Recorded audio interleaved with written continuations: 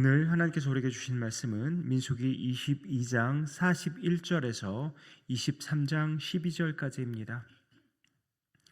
민수기 22장 41절에서 23장 12절까지 찾으셔서 함께 교독하겠습니다. 제가 먼저 41절 봉독합니다. 아침에 발락이 발람과 함께하고 그를 인도하여 바알의 산당에 오르매 발람이 거기서 이스라엘 백성의 진 끝까지 보니라.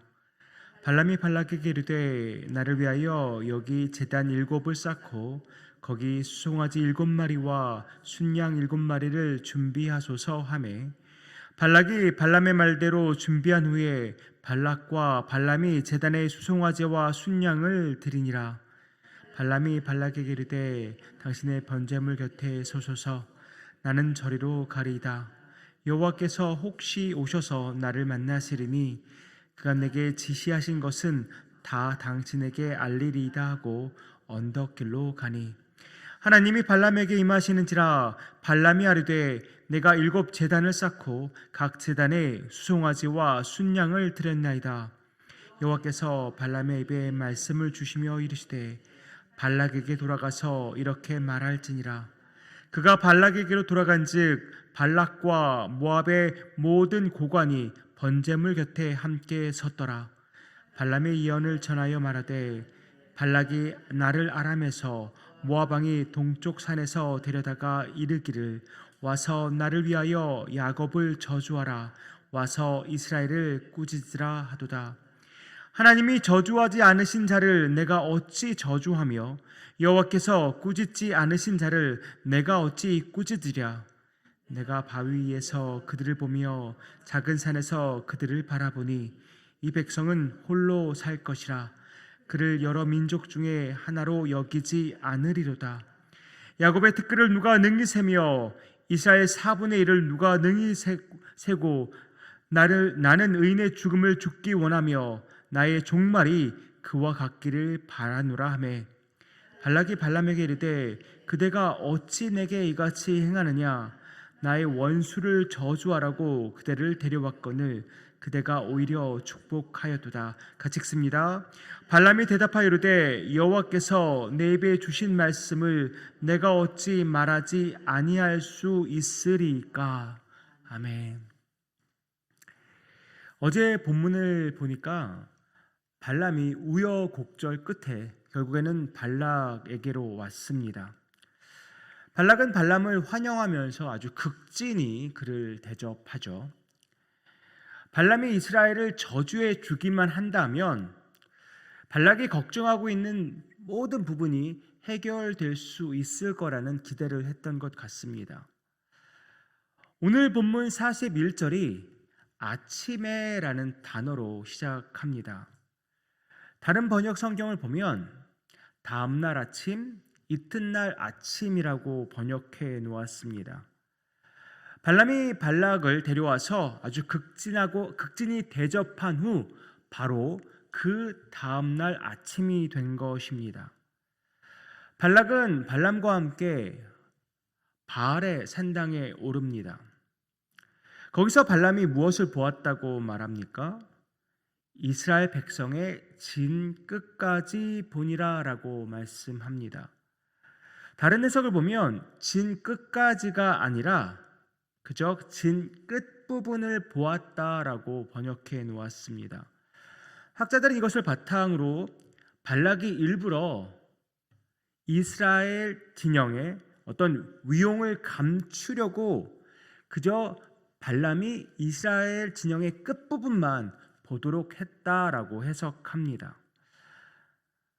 아무래도 발락이 발람의 입에서 이스라엘에 대한 저주를 듣기 원하는 사람이었기 때문에 충분히 의도적으로 그렇게 이스라엘 백성의 진 끝부분만 발람에게 보여줄 가능성이 높다는 생각이 듭니다. 어쨌거나 바알의 산당에 올라서 이스라엘 진영의 끝부분을 본 발람은 발락에게 제단 7을 쌓고 거기에 수송아지 7과 또 순양 7마리를 준비해달라고 부탁합니다. 아마 발락은 아주 큰 기대를 갖고 발람이 부탁한 모든 것을 준비해 주었을 것입니다. 그렇게 일곱 제단에서 두 사람은 수송아지와 순양을 번제로 드립니다. 그리고는 발람이 한 행동이 무엇입니까? 발락에게는 번제물 곁에 있으라고 하고 자기는 따로 하나님을 만나기 위해서 자리를 옮깁니다. 혹 하나님께서 자기에게 지시하는 말씀이 있을 것 같아서 그렇게 자리를 옮기는데요. 혹 하나님께서 자기에게 무엇을 지시하시면 그것을 다 발락에게 말하겠다고 하고 언덕길로 올라갑니다. 그때 하나님께서 발람을 만나 주시죠. 일곱 제단을 쌓고 거기에서 일곱 송아지와 또 일곱 순양을 번제로 드렸다고 말하는 발람에게 하나님은 그가 말할 것을 그 입술에 주십니다. 그리고 발람은 그 하나님께 받은 말씀을 발락과 그 고관들에게 다 전하는데요. 바로 오늘 7절과 8절 말씀입니다. 발람이 예언을 전하여 말하되 발락이 나를 아람에서 모압 왕이 동쪽 산에서 데려다가 이르기를 와서 나를 위하여 야곱을 저주하라 와서 이스라엘을 꾸짖으라 하도다. 하나님이 저주하지 않으신 자를 내가 어찌 저주하며 여호와께서 꾸짖지 않으신 자를 내가 어찌 꾸짖으랴. 아마 이 말을 들은 발락은 좀 많이 황당했을 것입니다. 지금 저주를 부탁했는데 지금 저주를 못하겠다고 하니까 굉장히 황당한 것이죠.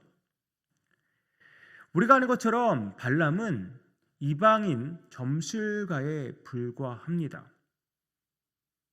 그런데 그 이방 점술가의 입에서 무엇이 선포되고 있습니까? 하나님이 저주하지 않으신 자를 내가 어찌 저주하며 여호와께서 꾸짖지 않으신 자를 내가 어찌 꾸짖으랴라는 말을 합니다. 무슨 말입니까? 하나님이 보호하시면 어느 누구도 해할 수 없다는 말입니다. 이 세상 누구라도 심지어 세상 권세 잡은 사탄이라도 우리를 어쩔 수 없다는 말입니다. 그래서 로마서 8장 37절과 38절이 뭐라고 말씀합니까? 내가 확신하노니 사망이나 생명이나 천사들이나 권세자들이나 현재일이나 장래일이나 능력이나 높음이나 깊음이나 다른 어떤 피조물이라도 우리를 우리 주 그리스도와 예수 안에 있는 하나님의 사랑에서 끊을 수 없으리라 라고 고백합니다. 주의 백성은 주께 속해 있습니다. 주의 보호하심 가운데 있다는 말입니다. 그렇다면 우리는 어떻습니까? 예수 그리스도 안에서 주의 백성이 되고 주의 자녀가 된 우리는 어떻습니까? 우리 역시 주께 속해 있습니다. 우리 역시 주의 보호 아래 있습니다. 이 세상 어떤 것도 그 누구도 주 안에 있는 우리를 해할 수 없습니다. 하나님은 이 놀라운 진리를 이방 주술가의 입술로 선포케 하십니다. 그리고 이어서 이렇게 선포하게 하십니다. 9절과 10절 말씀 우리말 성경으로 읽어드립니다. 내가 바위산 꼭대기에서 그들을 보고 언덕 위에서 저들을 보니 이 백성은 홀로 거하고 자신들을 열방 가운데 하나로 여기지 않는구나. 누가 야곱의 티끌을 셀 수 있으며 이스라엘의 4분의 1이라도 헤아릴 수 있을까? 내가 의로운 사람으로 죽게 되기를 바라며 내 마지막이 그들과 같이 되기를 비노라. 발람은 지금 저주는커녕 축복을 하고 있습니다. 심지어 10절 하반절에서는 자기도 이스라엘 백성처럼 살다가 죽으면 좋겠다라고 고백까지 합니다. 발람의 이 말을 들은 발락 얼마나 황당했을까요? 저주하라고 데려왔더니만 지금 오히려 축복을 하고 있습니다. 정말 어이가 없었겠죠. 이런 발락의 반응에 발람이 뭐라고 대답합니까? 12절입니다. 발람이 대답하여 이르되 여호와께서 내 입에 주신 말씀을 내가 어찌 말하지 아니할 수 있으리이까? 어쩔 수 없다는 것입니다. 여호와께서 자기 입에 주신 말씀을 말할 수밖에 없다는 것입니다. 다르게 말하면 무엇입니까? 하나님께서 이미 정하신 것을 어느 누구도 그 무엇도 바꿀 수 없다는 것입니다. 하나님께서 계획하신 일이라면 그 일은 반드시 성취됩니다. 세상의 어떤 것도 우리를 우리 주 예수 그리스도 안에 있는 사랑에서 끊을 수 없다라고 말씀합니다. 이 진리는 변할 수 없습니다. 절대 변하지 않는 진리입니다. 발락이 발람을 통해서 이스라엘 백성을 넘어뜨리려고 합니다. 지금도 사탄은 낙심의 말과 절망의 말 그리고 두려움의 말로 우리를 넘어뜨리려고 합니다. 사탄의 거짓말에 속지 말아야 합니다. 사탄은 아무런 힘이 없습니다. 그 아무런 힘이 없는 사탄의 헛된 말에 놀아나지 않아야 합니다. 대신 우리는 주님을 향한 확신으로 살아가야 합니다. 구원의 확신이 지쳐있는 우리를 살립니다. 낙심하고 있는 우리를 일으켜 세웁니다. 오늘 생명의 삶 묵상 에세이를 보면 팀 켈러 목사님이 쓰신 인생 질문에라는 책에 일부가 실려 있습니다. 우리에게 참 필요한 글귀인 것 같아서 한번 읽어드리도록 하겠습니다. 19세기 말 영국 리버풀의 성공의 주교였던 존 라일은 그의 책 거룩에서 우리가 하나님의 사랑과 축복을 받는 자녀라는 확신에 대해 이렇게 이야기했다. 확신은 하나님의 자녀를 해방시키는데 큰 역할을 한다.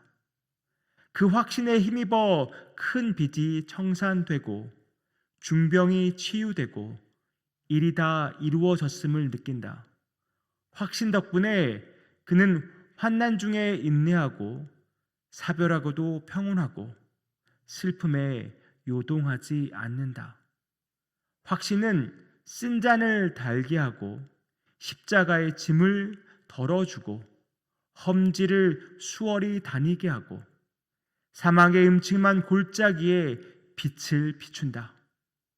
확신은 확실한 길동무요 확실한 집이다. 하나님의 확언과 명령과 약속과 계시가 당신 안에 깊숙이 박혀 있을 때 사탄은 당신의 구원 확신을 방해할 수 없다. 하나님은 그분의 선하신 약속대로 당신을 끝까지 보호하신다. 당신은 그분의 사랑받는 자녀로 하나님 가정에 입양되었다. 어제 제가 수요 예배 말씀을 통해서 우리가 믿는 주님은 인자하시며 성실하신 분이심을 선포했습니다.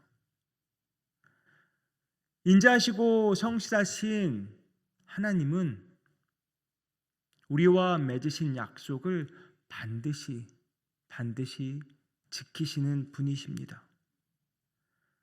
우리를 끝까지 보호하시고 인도하실 것입니다.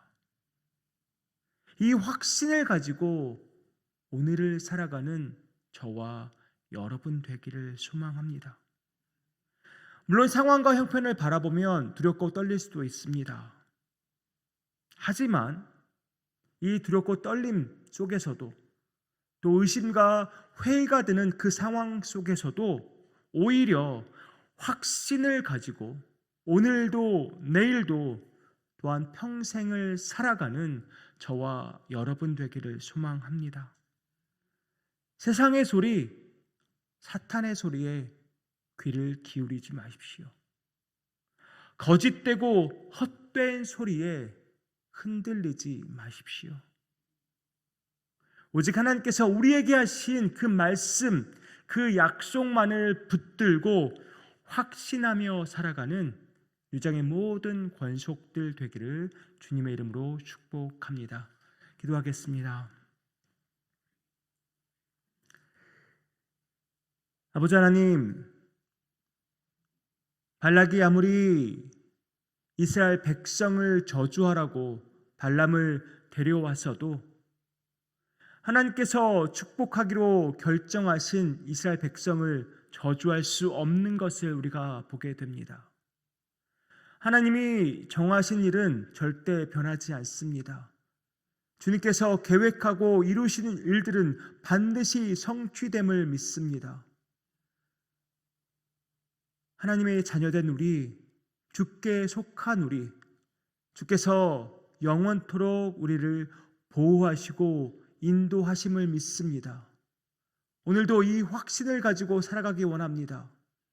세상이 무엇라 우리에게 말하든지, 사탄이 무엇라 우리를 낙심시키며 절망시키든지 그 소리에, 그 거짓말에 속지 아니하고 오직 내 안에 계신 주님께서 하시는 그 말씀, 그 약속을 붙들며 확신에 차서 오늘도 살아가는 우리 모두 되기 원합니다. 성령님 함께하여 주시옵소서. 이 모든 말씀 예수 그리스도의 이름으로 기도하옵나이다. 아멘.